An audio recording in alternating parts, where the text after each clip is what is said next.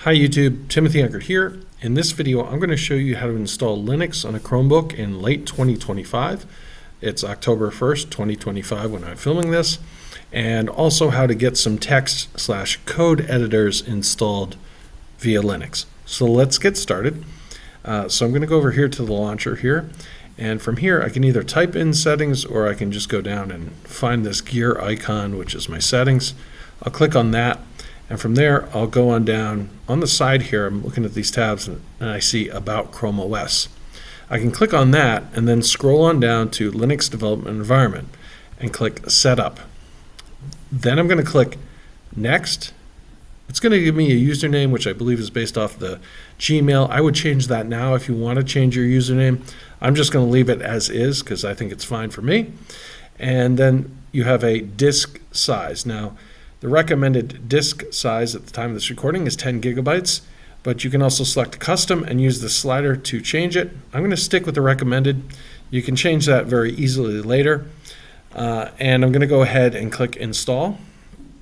Now this Chromebook I'm filming on, it has 8 gigabytes of RAM and it's an Intel Core i5 processor. So it does run pretty quickly. I'm going to let it go through real time of installing Linux.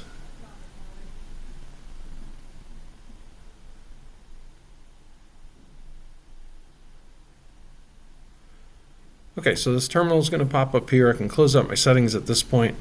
I like to pin the terminal to the taskbar here. I'm going to expand this. You have this message here. You can either clear that out or read it. It might not show up at the time of your recording. I'm going to increase the font size here. Now, first off, I want to make sure everything is up to date. So I'm going to type sudo apt-get update, and then 2 ampersands for and, sudo apt-get dist-upgrade, and I'm going to do a -y flag to answer yes to any additional storage. And I'm going to hit enter.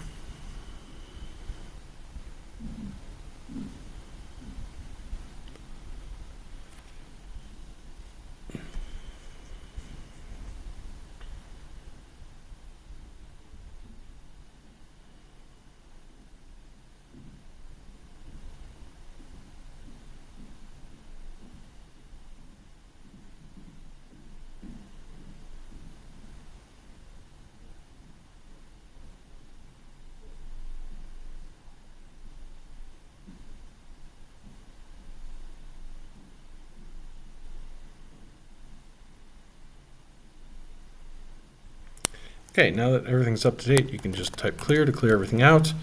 One text editor that comes installed via the terminal is Vim. So you can go into Vim, do :Q to quit, but you can start using Vim as a code editor right out of the box. If you want, for instance, Emacs, you can type sudo apt-get Emacs, hit enter. Gotta type, not click, install Emacs. There you go. Okay, so now it's going to ask me to add 395 megabytes of additional space, or it's going to take that much. I'm going to say yes, hit enter.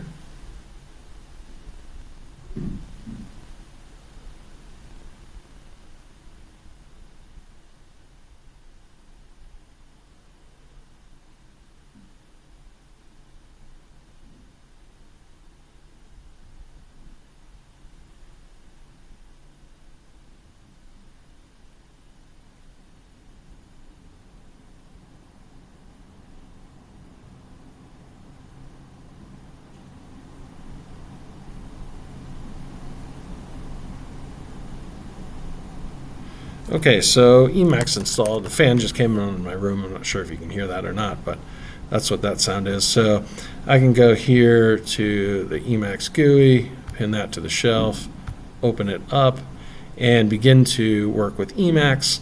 Now I have different videos here of, or on this channel of how to modify Emacs in case you're interested. I'm just going to close that out for now. I've previously pinned it to my taskbar. So there's a couple other GUI text editors / code editors that you can get. Probably the most popular one is VS Code. So I'm just going to search for VS Code and go to the site code.visualstudio.com. And I can click here to download the .dev file, which is the one I'm going to use, or I can go to this download blue button here. Now with that, if you have an ARM-based Chromebook, you may want to go to this page, because from there you can download the ARM64 download. I want the X64, which is Intel AMD based. I'm going to download that. Okay, so that downloads here. I can click Show in Folder. Got a whole bunch of stuff here. And click Install with Linux. Click Install, and then OK. Minimize that.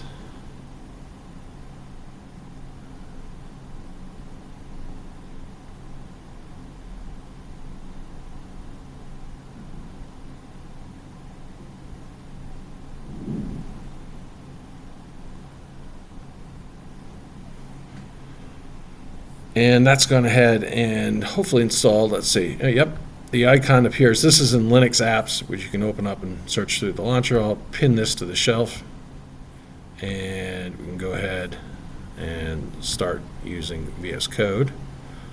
So open it up here, and it goes through like the welcome to VS Code. You can mark that done if you know about VS Code.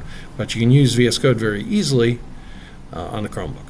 Okay, so that's one of the GUI text editors. Another one is Pulsar-edit.dev. This is one that was developed as a fork of the Atom text editor, which is no longer continued, which is a shame. I loved Atom, but they kept it going.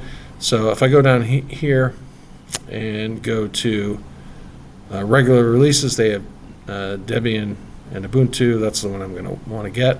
You also see it for ARM-based devices, so if you're an ARM-based Chromebook, you'd probably want to take a look at that. So I'm going to go ahead and download the .deb. It says AMD 64, so that'll work with the Intel or an AMD chip. So same thing, open it up in your downloads folder, and then right-click and install with Linux. Click Install and OK. Same process as installing VS Code.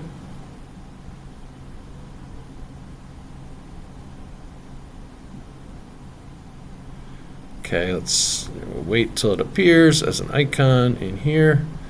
We don't have it yet, so it's taking its time. Depends on the connection. And there we go. We got the icon pop up, so I'm going to right-click and pin it to the shelf. Okay, close this out, close that out. I'm going to click to open. And this, yes, it takes a little bit longer the first time because I think it's writing some dot folders and that kind of thing. Okay, so we got a whole bunch of stuff. I can expand this and choose to show the change log or not, or show the welcome screen or not, and you can close these out and begin to use this code editor. Okay. You can also, I'm not going to do it because it's a paid app, but you can also install Sublime Text. So you go to the download here, go to direct downloads, and you want to download the .deb. They also have an ARM64.dev for ARM-based Chromebooks, and you can begin working with Sublime Text as well. So you got Vim, Emacs, VS Code, Pulsar, which is the fork of Atom, and you could install Sublime Text if you want as well. So there's plenty of options here. You can even do gedit and some of the other ones, but I think that's good for this video. Get you started. Hopefully you found it helpful. If you did, please give a subscribe and a like. You notice there's a bunch of stuff on this channel, mostly programming, some math, some new cycling stuff, and maybe some nature stuff. But if you find any of that interesting, please subscribe and hit the like button, as it helps me immensely. Thank you for watching. I hope to see you in the next one. Bye.